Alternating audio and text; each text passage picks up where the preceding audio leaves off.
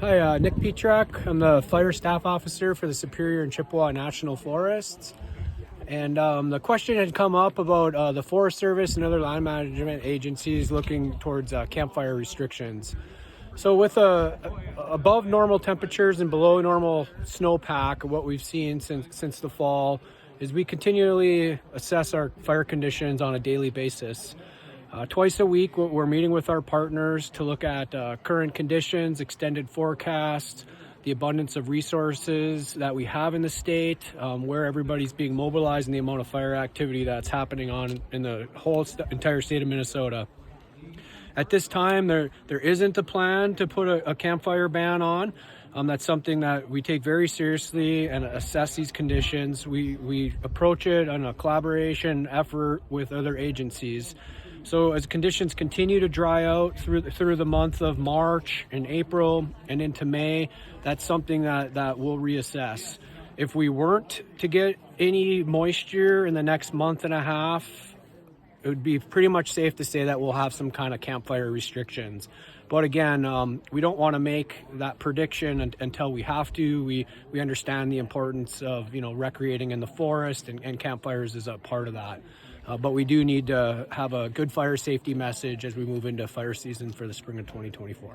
It sounds like you, Nick, in particular, are someone who enjoys hanging out around the campfire at a campsite in the Boundary Water. So that decision isn't made lightly. Absolutely. So there's nothing better than hanging around a campfire in the Boundary Waters or at any campground, on your national forest lands or state lands. So that's why we take it very seriously. We look at the number of fires that have happened, how many campfires have started wildfires, assess the conditions, and really take a look at those future forecasts. So for example, if we were to stay dry, and this was the Monday before opening fishing, and the forecast was for 75 and 80 degrees, low humidities, above normal wind speeds. Of course, we're going to have to take that action to try to minimize any kind of unwanted fire spread. But again, those are assessed daily during heightened fire conditions. Okay. While we're out here today on the edge of the Boundary Waters near Ely and the Echo Trail, this is an important conversation taking place about the season and fire in and around the Boundary Waters. And Undersecretary Homer Wilkes is here. And while we were out here in the woods, we got news that there was a fire near Ely, a grass fire near Ely. What's your reaction just to that news happening while we're out here with these important people? Sure. So, yeah, we've had the privilege of our Deputy Regional Forester from Eastern area, along with the Undersecretary, come to our forest for a visit.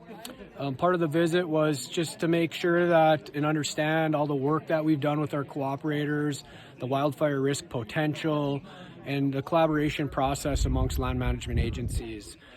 Due to the fine weather that we're having today, it's almost 60 degrees, a little bit of a breezy wind out of the northwest. The forest did pick up a wildfire south of Ely. It was approximately a half an acre. I don't have any other updates on it at this point.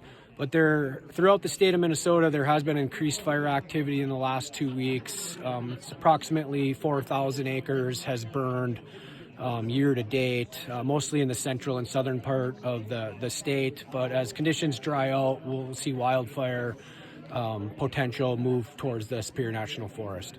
All right. Well, thanks, Nick, for this information, and we'll probably be talking to you again throughout the year. My pleasure. Thanks.